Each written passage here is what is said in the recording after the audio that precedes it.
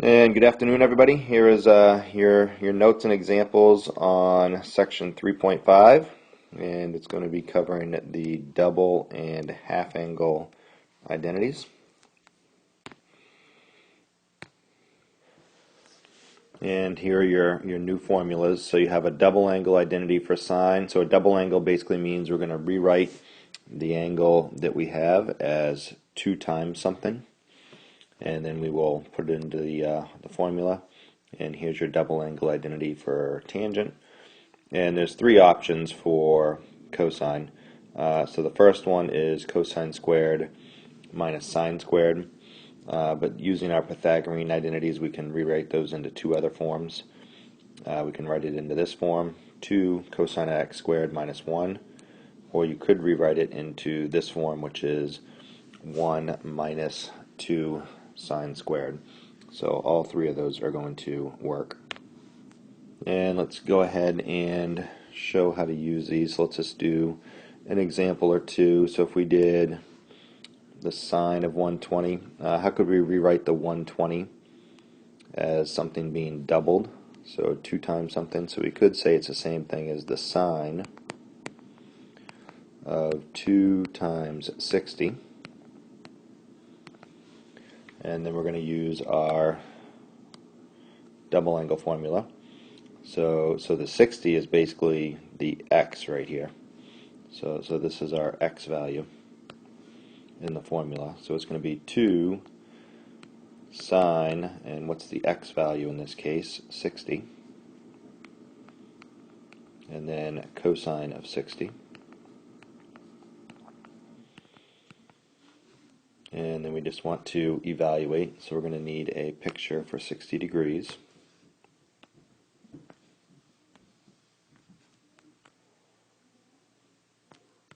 So if we rotate 60 degrees,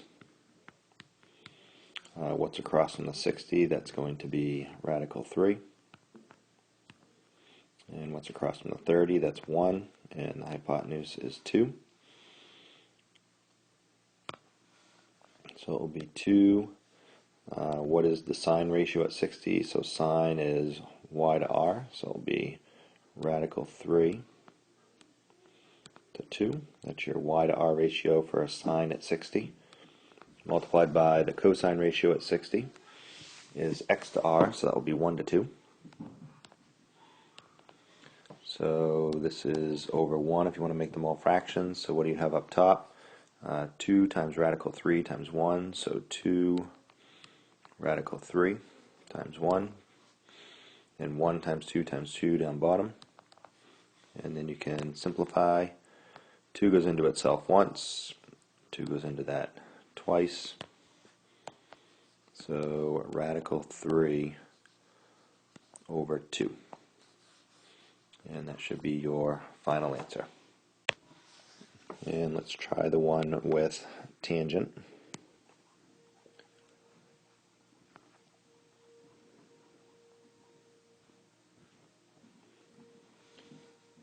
So it's going to be tangent of 120, but we'll rewrite the 120 as something being doubled, so 2 times 60.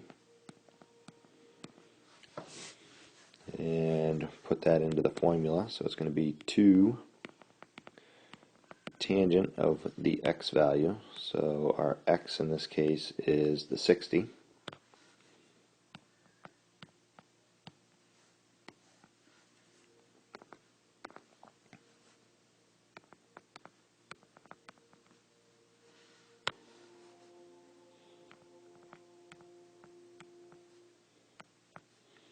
And then we just want to evaluate. We already have our picture for 60 degrees, so it's going to be 2 times, what's the tangent ratio at 60 degrees? That's y to x, so that's going to be radical 3 to 1, so radical 3. Over 1 minus, what's the tangent ratio at 60? That's going to be radical 3 again, but we have a square. So it's being squared, so it's going to be radical 3 squared.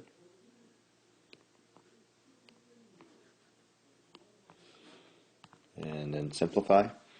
So 2 times radical 3 is 2 radical 3.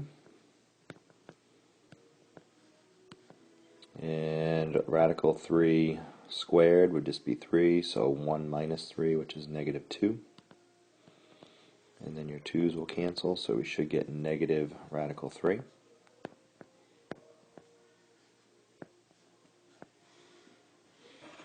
And let's look at the cosine at 120.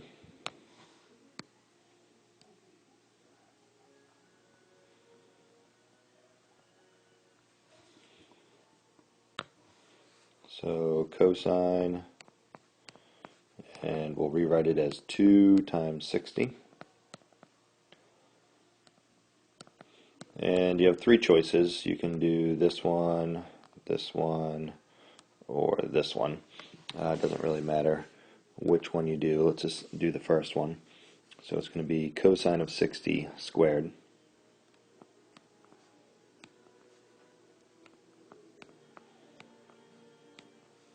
minus the sine of 60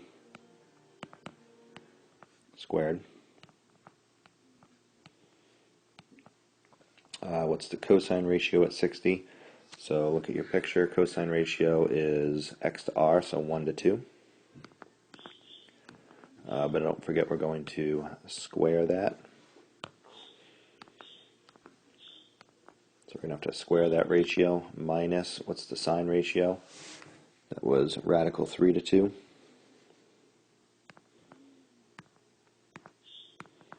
And we will need to square that ratio. So squaring a half, that's a half times a half, which should be 1/4. Minus squaring this, you're going to square the top and square the bottom. So radical 3 squared should just be 3. And the 2 squared down bottom would be 4. And 1 minus 3 up top would be negative 2 over 4, which is negative 1/2.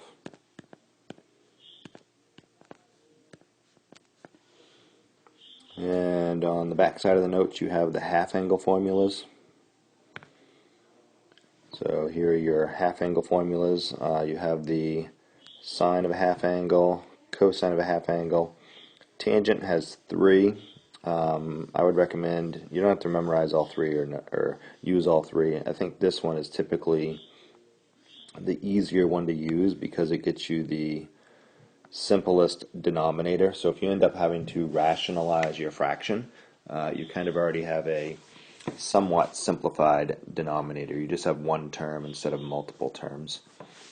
So let's go ahead and use our half angle identity. They want us to do this one, tangent at negative 15 degrees. So we want to re-express the 15 degrees and negative 15 degrees as something being divided by 2. So we could say tangent 15 degrees. How would we divide something by 2 but still have 15 degrees? We'd have to make it twice as big. So that would be 30 degrees.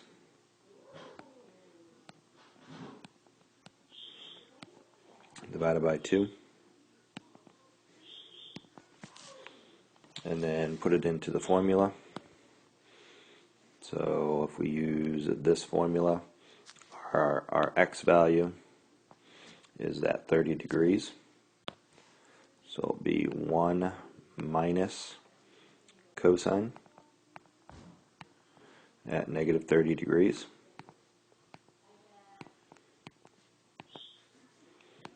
All over sine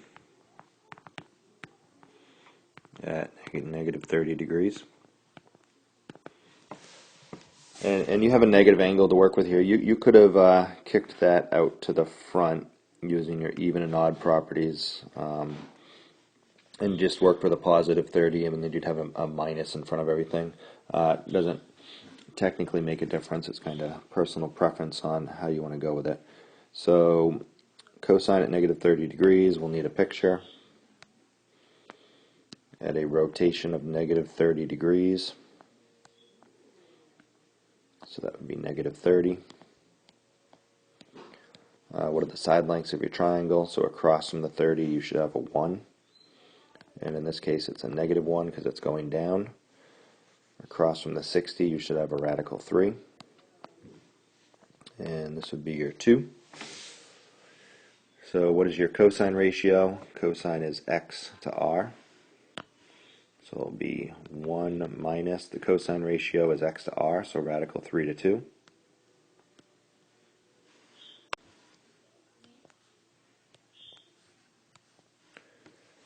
Divided by what's your sine ratio at -30 degrees, so sine is y to r, so that's going to be -1 to 2.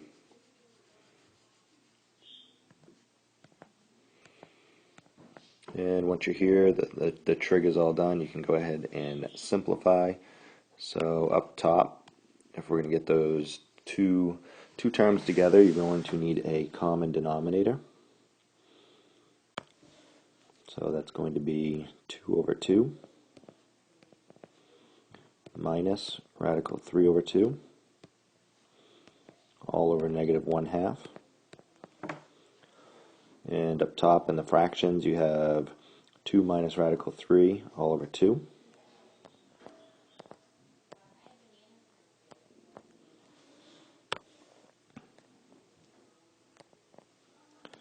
Divided by -1/2. And if you're dividing by a fraction, that would be the same thing as multiplying by the reciprocal. So let's make some more room here. So it's going to be the 2 minus radical 3 all over 2 multiplied by the reciprocal of what we're dividing by, so multiplied by -2 over 1, and your 2's will cancel, but you're still left with a -1 right here. So it's going to be a -1 multiplied by the 2 minus radical 3. And if you distribute your negative, you should get -2 plus radical 3. So not a bad form. You might see the terms reversed. You could also say radical 3 minus 2. So either one of those would be probably a common answer to see after it's simplified. And one more type of problem. So I want you to find the sine of alpha divided by 2. If we know that alpha has a 3 to 5 ratio, and alpha is between pi over 2 and pi, so between pi over 2 and pi, that would put angle alpha in quadrant 2 somewhere. So we don't know exactly what alpha is, but we do know it's an angle that ended up in quadrant 2. We also know that it has a sine ratio of 3 to 5. So 3 on the y and 5 on the r. Pythagorean theorem would say that the other side length would need to be 4. And it's going to be -4 on the coordinate system since you're going backwards. And then we need to go look at our formula and see what do we need to finish this formula, sine of alpha divided by 2. So we're going to need to go back and choose the correct formula. So we're going to want this one. So it's going to be plus or minus the square root of 1 minus cosine over 2. So alpha, sine of alpha divided by 2 is going to be plus or minus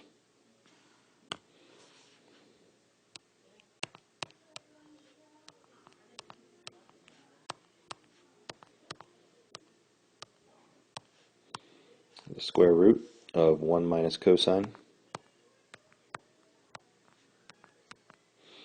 It should be cosine alpha. So a little technicality there. The angle is alpha, not x. So cosine alpha, not cosine x. Stick with the same name for the angle. And divided by 2. So what do we need to run this formula? We basically need to know what the cosine ratio is at alpha. So they said alpha was in quadrant 2. What's the cosine ratio? Cosine is x to r. So we can say that's going to be equal to plus or minus 1 minus, what's the cosine ratio? Negative 4 to 5.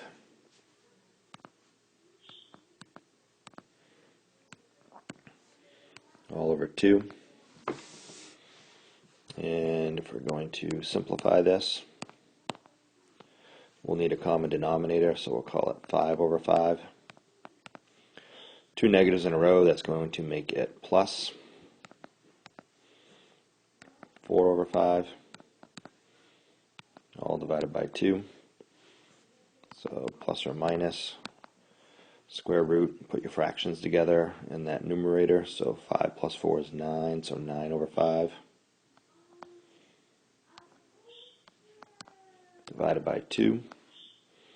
And if you're dividing by 2, that would be like multiplying by the reciprocal 1 over 2.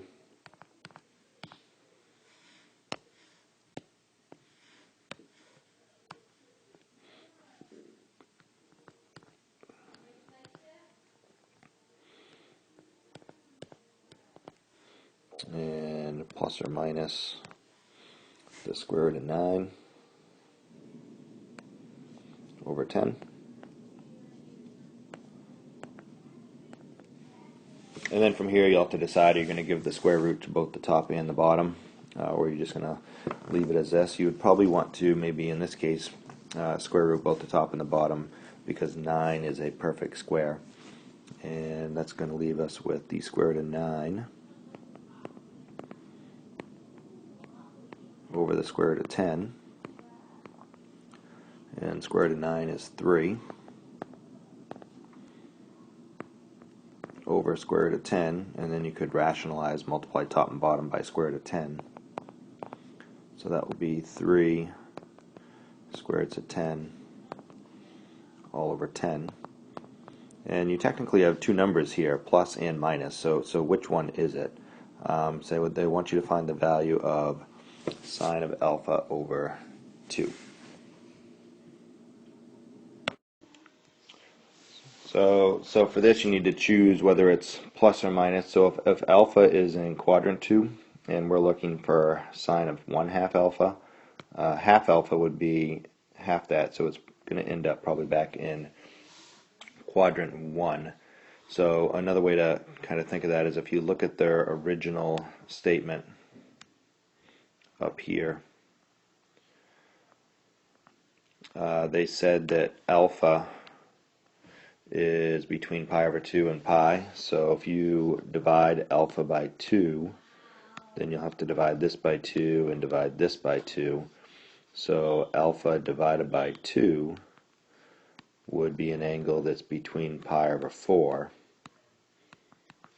and pi over 2. So that would put it somewhere in quadrant 1. So a sine ratio in quadrant 1 should be positive. So we're going to choose the positive one. So it's going to be positive 3 square roots of 10 all over 10. And that should be your notes and a few examples of using those formulas for section 3.5.